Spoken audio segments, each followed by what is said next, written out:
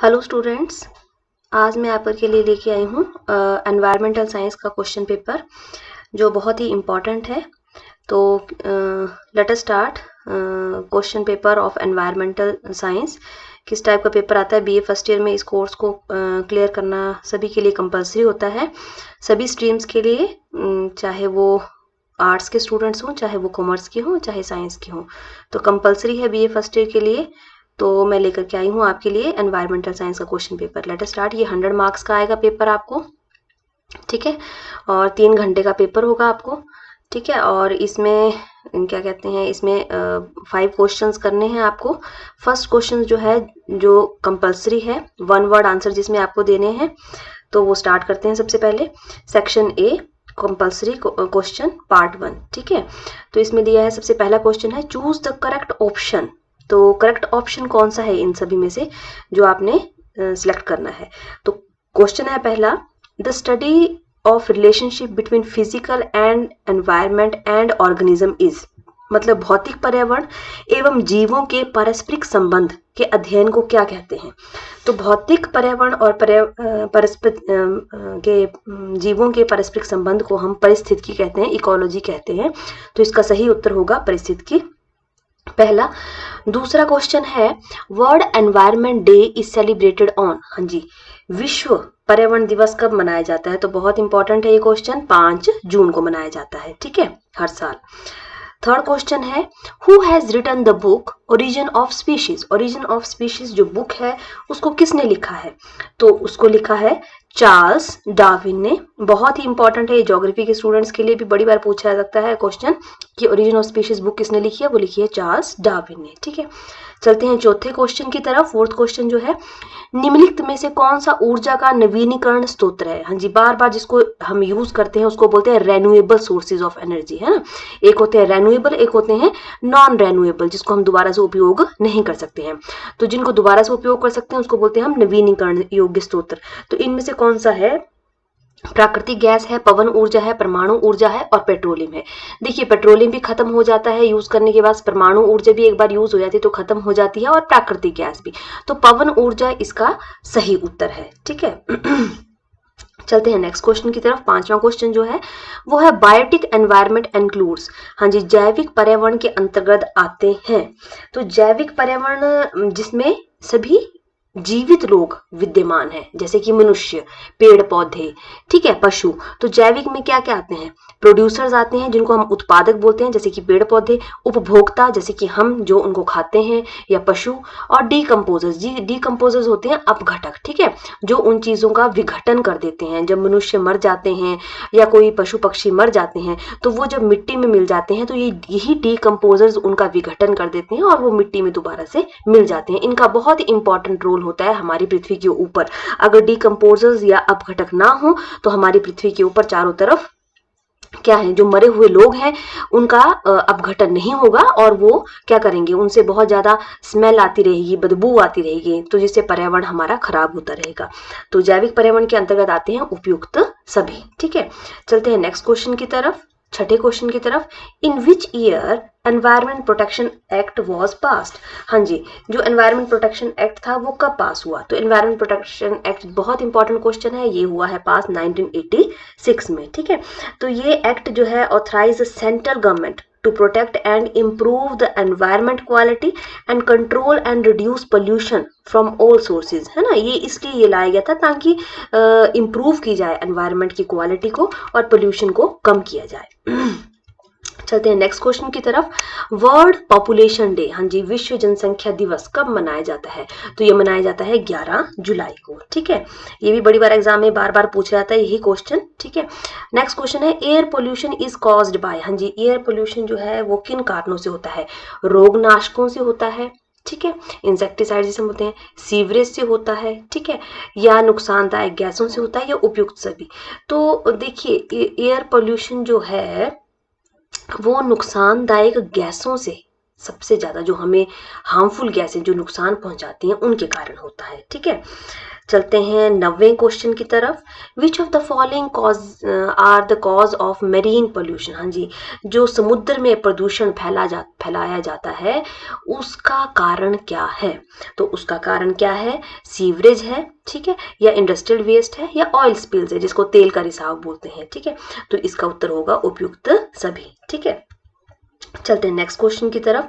हाँ जी, कि हमारे वातावरण में नाइट्रोजन कितना प्रतिशत जो है वो पाया जाता है? तो जनरली जो नाइट्रोजन है जो हम लिखते हैं वो लिखते हैं 78%।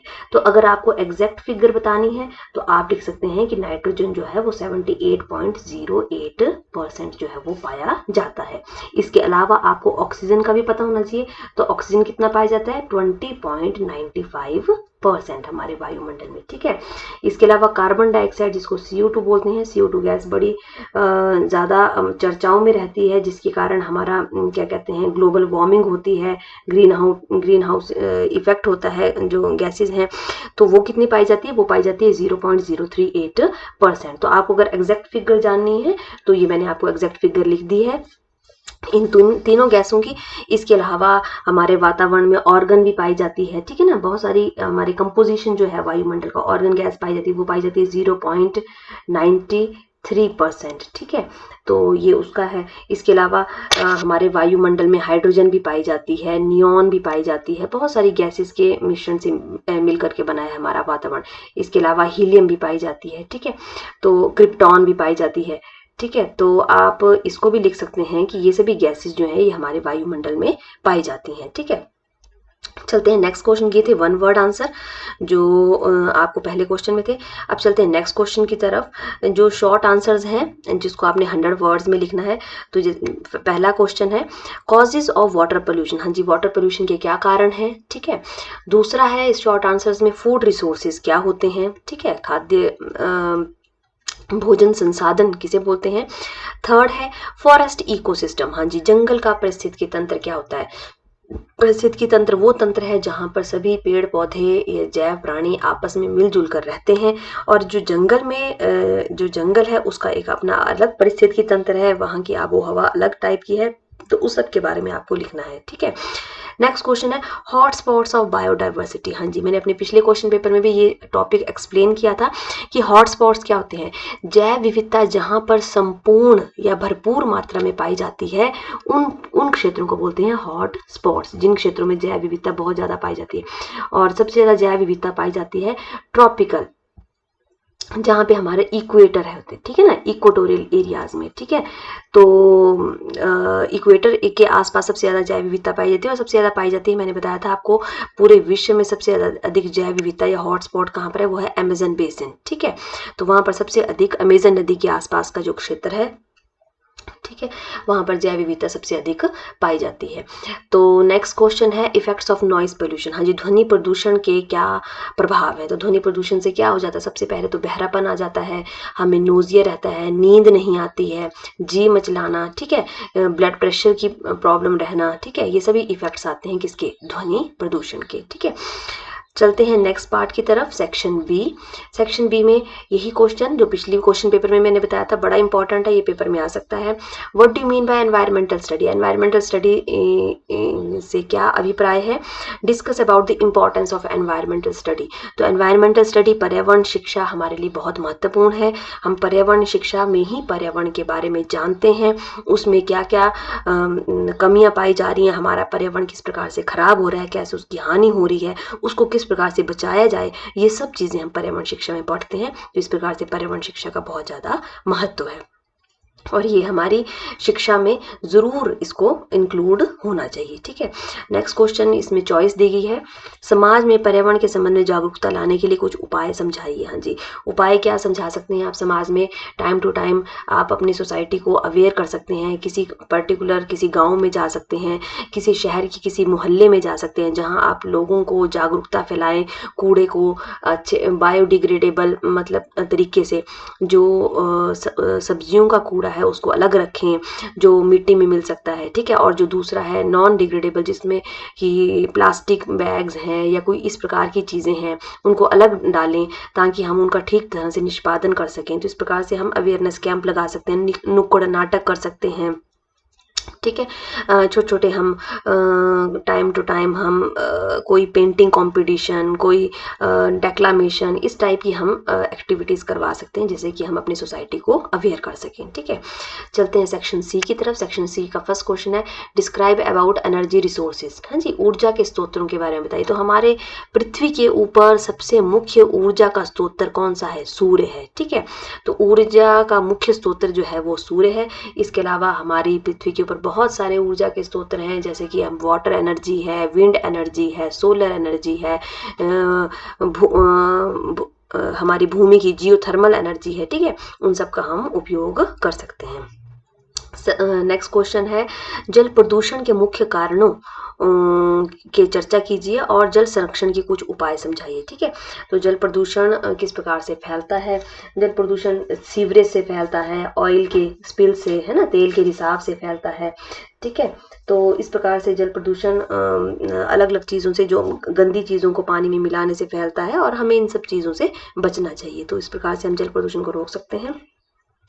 नेक्स्ट क्वेश्चन है पार्ट डी का, what do you mean by desert ecosystem. ये पिछले क्वेश्चन पेपर में भी आया था, अभी फिर आया है, बहुत इंपॉर्टेंट क्वेश्चन है। What are the major threats to desert? मैंने बताया ना, इकोसिस्टम, परिस्थितिकी तंत्र क्या है? परिस्थितिकी तंत्र को जीव मंडल की एक संरचनात्मक और कार्यात्मक इकाई के रूप में परिभाषित किया जा सकता है। ठीक है, जीव मंडल की एक संरचनात्मक, जिसकी एक अलग संरचना है, और कार्यात्मक इकाई के रूप में बताया जा सकता है, और इसमें जीव और निर्जीव दोनों शामिल होते हैं। ठीक है, तो रेगिस्तान का एक अलग इकोसिस्टम है, जहाँ पर मुख्य रूप से रेगिस्तान का जहाज किसे बोलते हैं? ऊंट को बोलते हैं। और वहाँ पर किस प्रकार की वनस्पति पाई जाती है? वहाँ पर कांटेदार झाड़ियाँ और इस प्रकार के जो रेंगने वाले जीव हैं, जैसे कि सांप इत्यादि हैं, वो मुख्य रूप से पाए जाते हैं। तो उनका एक अलग प्रकार का अपना एक परिस्थितिकी तंत्र है जो वहाँ पाया जाता है। ठीक है, structure, throw some light on the structure and functions of ecosystem. वही इकोसिस्टम दोबारा से आपको क्वेश्चन आया है। तो संरचना, जैसे कि यहाँ पर बताया गया है कि इकोसिस्टम की संरचना क्या है। तो इकोसिस्टम की संरचना में किन किन तीन चीजों से मिलकर बना है? इकोसिस्टम जो है मुख्य रूप से ऊर्जा, ऊर्जा के जो संसाधन है, ऊर्जा संघटक जो है, जैसे कि सूर्य वगैरह है। ठीक है, वो है। ठीक है, इसके अलावा इसमें है जैविक, जो जितने हमारे जैविक बायोम है, ये जैविक जो सोर्सेज हैं वो आते हैं संरचना में। और क्या आते हैं इसके अलावा अजैविक, जैसे कि जल। ठीक है, अजैविक में क्या क्या आएगा मैं यहाँ लिख रही हूँ, जैसे कि जल है, वायु है, ठीक है, स्थल है, ये सारे अजैविक में आते हैं। ठीक है, तो परिस्थितिकी तंत्र की संरचना जो है वो ऊर्जा संघटकों से, जैविक और अजैविक तत्वों से मिलकर के बनी है। और परिस्थितिकी तंत्र क्या है? सभी जैव, अजैव और ऊर्जा के सभी स्रोतों का जो मिश्रण है वो सभी क्या है? वो इकोसिस्टम है, परिस्थितिकी तंत्र है। ठीक है, चलते हैं नेक्स्ट क्वेश्चन की तरफ। सेक्शन ई, मृदा प्रदूषण के प्रभावों के बारे में बताइए और मृदा प्रदूषण की किस प्रकार बचाया जा सकता है ना। तो मृदा प्रदूषण को किस प्रकार से बचाया जा सकता है? हम जो केमिकल वेस्ट हैं उनको कम यूज़ करें। ठीक है, केमिकल्स को कम यूज़ करें और केमिकल को खेती कम करें। ज़्यादा से ज़्यादा हम ऑर्गेनिक फूड, है ना, जैविक खेती करें और जैविक चीज़ों का ही उपयोग करें, जिससे कि हम अपनी मृदा को केमिकल से, रसायनों से बचा सकते हैं। ठीक है, चलते हैं नेक्स्ट क्वेश्चन की तरफ। What is biodiversity? देखिए दोबारा ये क्वेश्चन आया, बहुत इंपॉर्टेंट है, हर बार एग्जाम में जरूर पूछा जाता है। तो discuss the main threats to biodiversity. हाँ जी, मुख्य बायोडाइवर्सिटी के लिए हमारे मुख्य खतरा क्या है? ठीक है, तो सबसे मुख्य खतरा जो है बायोडाइवर्सिटी के लिए है वो है प्राकृतिक, है ना, याद रखिएगा, आप लिखिएगा पेपर में भी। सबसे मुख्य खतरा है प्राकृतिक आवास का। जो भी जीव या प्राणी जो रहते हैं उनके लिए जो प्राकृतिक आवास है वो खत्म होता जा रहा है। एक प्राकृतिक आवास मुख्य खतरा है और दूसरा है उनका लिए खतरा जिसमें वो रहते हैं, वो है वनस्पति का विनाश। ठीक है, ठीक है, तो और जैव विविधता होता क्या है? जैव विविधता होता है किसी निश्चित भौगोलिक क्षेत्र में, ठीक है, किसी निश्चित भौगोलिक क्षेत्र में पाए जाने वाले जीवों की संख्या और उनकी विविधता को क्या बोलते हैं हम? बायोडाइवर्सिटी। देखिए इसके वर्ड से ही निकल रहा है, बायो मतलब जैव, है ना, जो लोग जीवित हैं, और डाइवर्सिटी मतलब विविधता। ठीक है, डाइवर्सिटी मतलब विविधता। तो जहाँ पर जो जीवित जो प्राणी हैं उनकी विविधता, उनकी संख्या बहुत अधिक पाई जाती है, तो उनको क्या हम बोलते हैं, बायोडाइवर्सिटी। में दोबारा से बता रही हूँ, सबसे अधिक जैव विविधता जो है वो कौन से क्षेत्र में पाई जाती है, जो हमारा इक्वेटर है, ठीक है ना। इक्वेटर के आसपास के क्षेत्रों में, क्योंकि तापमान अधिक होता है, वर्षा अधिक होती है, इस कारण से वहां पर घनी वनस्पति पाई जाती है, इसलिए विश्व में सबसे अधिक जैव विविधता जो है वो किसके आसपास, इक्वेटर के आसपास जो है वो पाई जाती है, ठीक है। तो इस प्रकार से आप इन दोनों को भी एक्सप्लेन करके इसमें लिख सकते हैं, और जैव विविधता क्या है इसके बारे में मैंने आपको बता ही चुकी हूँ। तो आई होप आपको इस क्वेश्चन पेपर से काफ़ी मदद मिलेगी। तो चलिए मिलते हैं नेक्स्ट वीडियो में। Till then good bye.